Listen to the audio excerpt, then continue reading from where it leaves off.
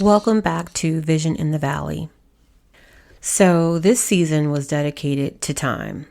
I'd given you a heads up early in the season that I felt the topics may be a little bit heavy. And I wasn't afraid of the heavy, but I was concerned that I'd be able to convey it in a meaningful way. It's actually kind of funny, and I love God's intentionality. This is the longest period of time between releasing new episodes. In fact, it's been 9 months since I recorded the first episode of season 5. It's all about his perfect timing, even when it doesn't feel like it. So what happened? Well, I spent a great deal of time concerned about how to share everything that was happening to me during this period. I wanted to connect the dots back to my journey so that new listeners and old listeners could see the beauty in God's plan on my life. And I wanted listeners to know that he is no respecter of persons. And if he was doing it for me, he could also do the same for you. And as I began to jot down the timeline, I became even more overwhelmed, right? I become so wrapped up in detailing the things that were happening to me that I wasn't experiencing what was happening. I wanted new listeners to know that these blessings that I was going to speak about didn't come overnight. And even though looking from the outside, or as I should say, listening from the outside, it would seem like it, that was not the case. I had so much to thank God for. And in my head, it started to seem like bragging. And I definitely didn't want that to be the case. I didn't want it to sound like that. That concerned me. So I struggled to tell my story in this season. So here's a quick overview. If you've been keeping up with me, you know that I felt in my spirit that my season was over at the last company, and I'd been there for 7 years. But toward the end, I was offered a few options in the form of promotions. I ended up selecting one position, and although it came with a slight pay cut, it was still the right decision. And the Lord blessed me with repeated confirmations about this. So, in fact, I was in this role for 90 days when another opportunity was offered from the outside of the organization. Now, Pastor Hannah tells us to put our names out there in the atmosphere. And here was yet another example of being contacted for an opportunity that I'd never considered or even applied for. This is amazing, right? This is what happens when you follow, the good shepherds and put your name out there in the atmosphere. So 90 days after joining the new organization, another opportunity presented itself. The short of it is that I became the director of a department that needed a lot of support and a lot of strategy. The team is solid and they're great people and they're kind people, but there is a lot of work to be done. So I'm not going to mention the warfare that went along with the entire journey, especially or specifically the first 90 days. I won't mention it because we understand that with increased favor, that kind of favor that levels mountains and raises valleys, that kind of favor, we will also have tests and warfare, and all of that's going to be on an increased level too. The fact is that the Lord was giving me the very thing I've been praying about while at another company. If you recall, I mentioned this several times earlier in the podcast. Go back and listen to, I think, seasons 1 and 2 especially. You'll hear me talking about what I believe that the Lord was going to do for me in terms of the directorship. And I initially felt that I'd wasted time because if you, again, remember the details of earlier episodes, I had to start my life all over again, so to speak. And it was taking too long to just get to the same level I left off from before, right? I eventually realized that God is time, and we have to understand that his timing is perfect. And so what didn't happen for me in 7 years in one company happened for me in 4 months in another. I love how Pastor reminds us that where there is a need, there is a need for you. And this was absolutely the case. This sudden and immediate need was what propelled me into my new opportunity. So he's made up for my lost time, if you will. He's given me territory and authority.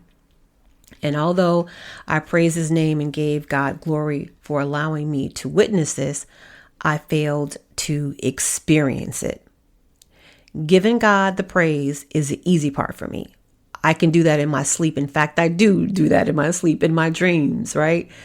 I know that anything good that comes out of me comes from the Lord. What I found not so easy was receiving the shift. Now, this is where Pastor Glenn would say, lean in. So I'm going to say, lean in, right? I allowed the warfare to drain me, to wear me out. And because I kept praise on my lips, I thought it was enough.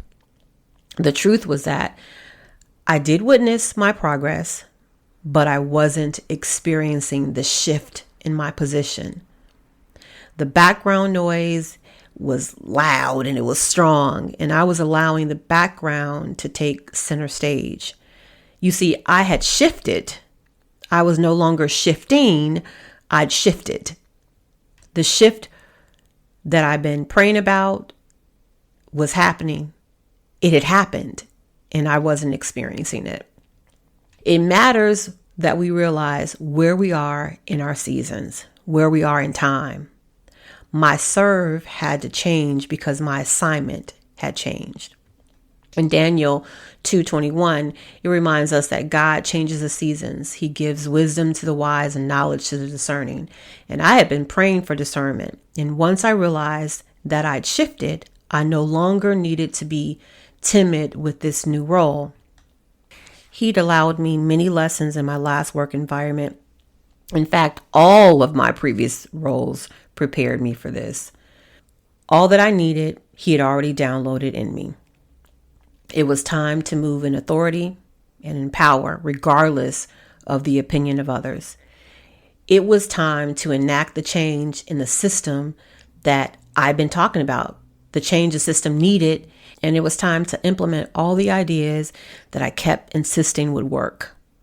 I was now in a position to do just that, but it took me a while to adjust to the shift.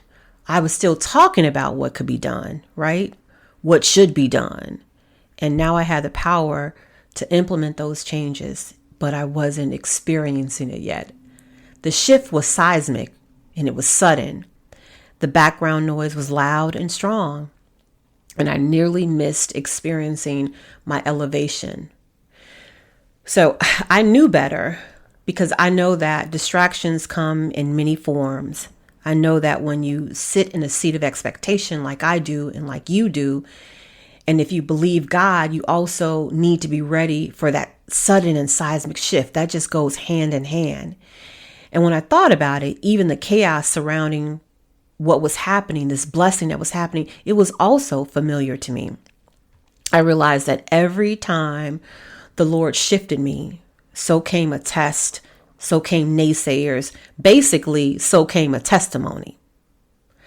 I should not have allowed the background noise to deplete me. This was familiar territory, and I should have known what I needed to do during this time. That made me think about the tribe of Issachar. 1 Chronicles 12:32 says the sons of Issachar had an understanding of times to know what Israel ought to do. Knowing where you are, knowing the season that you're in, the assignment you've been given, all matter. Knowing this tells you what you ought to do. Different assignments, different times and seasons all require different actions. I was familiar with promotions, as you've heard me share, and I was even familiar with God's favor. What I was not familiar with was the aggressiveness of the warfare. It was just unbelievable. And again, it depleted me. But that alone should have told me something was happening. That alone should have told me something major was occurring, but instead of using it as a context or navigational clue, I let it distract me and overwhelm me. I was sensitive to the spirit, and I knew that I needed a retreat, some time away. And I knew that I needed to pray and meditate and just unpack all of what was happening. And I knew I had to do this alone. So my youngest son, Jason, who you've heard a lot about, he planned a beautiful trip for me to Puerto Vallarta, and he selected an all-inclusive resort that offered every amenity one could ask for. He even selected Jason-approved excursions. Those are excursions that he deemed safe for me, like whale watching, right? He booked the flights and the initial service from the airport in Mexico to the resort. He actually put a lot of planning into it because, first of all, that's just the kind of guy he is. And then second of all, he wanted me to experience some real R&R. And I had an amazing time. And although Jason did all of that planning, I still had to be responsible for my portion. I had to be present. I had to experience my trip. So let me just talk about the flights. Flights in general require much of our attention, right? There's always something going on around us in the airport, some type of announcement. And depending on where you are or where you're going, you'll hear the same message in multiple languages. If you're a people watcher like me, you're satisfied just looking at the sights, right? My departure flight from Chicago was reportedly delayed by a few hours. So I decided to grab something to eat in the interim. I had just made myself comfortable and suddenly felt a push to get up and go back to my gate. And once I arrived, I noticed that none of the familiar faces that I'd seen earlier were there. The flight had not only been moved to another gate, but also moved closer to the original time it was intended to depart. I'd not been gone more than 15 minutes. I would have missed boarding had I not given in to the spirit moving me with such urgency. So on my way back from Mexico, I was again told that my flight would be delayed, and this time it was for 4 hours. This wasn't just happening to me. It was happening to everyone on those particular flights, but more importantly, it was happening, or it happens, to all those that travel via airlines. Part of the freedom in flying and arriving in hours instead of days, right, is understanding that things change. Sometimes we know the reason for the change, but often we do not. We learn early on to pay attention to our surroundings, listen to the announcements, even if the first message was not clear or not in our native tongue. We also pay attention to the clues on the information board, and that only tells us part of the story. So how can we accept these challenges and these last-minute pivots without reason or discussion, and yet we continue to fly? We usually plan our next trip before we even make it home. Or is that just me? It's because we understand that with elevation and with access comes pivots and shifts. That's strong. I'm going to repeat that part. We realize that with elevation and access comes pivots and shifts. We have to be in tune with all that's happening around us. We have to be ready to adjust whenever necessary. And most importantly, we must be patient because where we're headed is worth the wait. There will always be distractions and background noise right before an elevation. At least that's what I've experienced in my life. Some of which may not actually feel like a distraction, like me and my people watching. A seasoned traveler is someone who is able to tune out all the private and the not so private conversations that are happening all around them and lean into the announcement that relates to them. We lean into what's being said over the overhead, and if it doesn't relate to us, we just keep it moving. If it does, we follow instructions accordingly, right? So is the same need for our spiritual awareness. We reserve flights, book hotel accommodations, and we pack. These are all activities we complete in preparation for the trip. This is all occurring before we arrive at our destinations, right? But then we do the thing we need to do once you arrive, regardless of whether it's a meeting or if it's what I needed to rest, you have to experience a trip. It's important that you do that thing. That's what the preparation was all about in the first place, right? Listen to the cues and respond to your internal GPS. When God is telling you to change gates or that your flights have been moved or delayed, be okay with that. And when you've arrived, know it. Be present for the experience. Our God is perfect and He is sovereign, and He knows the flight plans and has afforded every moment that you were delayed. He literally makes up for what we thought was lost time. You must be sensitive to the time and be wise enough to know what you ought to do. If you've shifted, experience the shift. Lead your team. Do the thing you've been waiting and praying to do. If you're like me in this season, I'd shifted into my next. However, I wasn't even aware. I didn't receive it or experience it, at least not right away. It was as if I had gone to the airport with all that I needed for my destination, right? Yet when my gate was changed, I just sat there, waiting for a chance to fly, waiting for my opportunity to board, but never listening keen enough to the announcements. Or better yet, listening to details about every other flight except for mine. I mean, how ridiculous is that, right? So your packing is complete. You have everything you need for the journey. You've arrived at the airport. Don't get stuck listening and responding to information unrelated to your destination. That message is for someone else. It's a distraction for you, though. You stay focused and check your information board. So that's my story. That's a lot, right? Now you know why it took me 9 months to deliver the whole season, and no pun intended there. This was a delivery, right? I want to be more like the men of Issachar.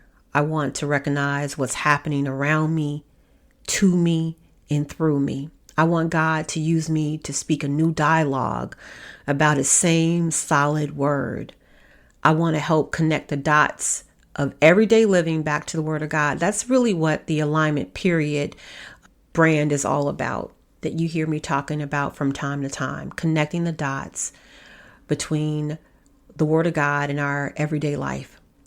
So that was a lot, but I want to leave you with 3 takeaways. The first one is know that God is able and that He is time. He is time.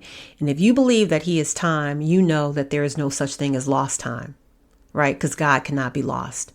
So He's afforded for every delay. The second one is do your part and keep up with your takeoffs. Don't let background noise confuse you or deplete you, but instead use it as transitional or navigational clues. Be sensitive in the spirit and call a distraction by its name. The third takeaway is just finally realize when you arrived and be present. Experience your trip, your promotion, your shift. Acknowledge your arrival and enjoy the experience, because that's testimony for a new quote unquote unseasoned traveler. It's time. It's time. And if you haven't boarded yet, be patient and listen. But don't become distracted by the background noise. You'll hear your announcement soon. So I'm thanking God for His perfect timing in our takeoffs and our landings. And I can't wait to talk with you soon.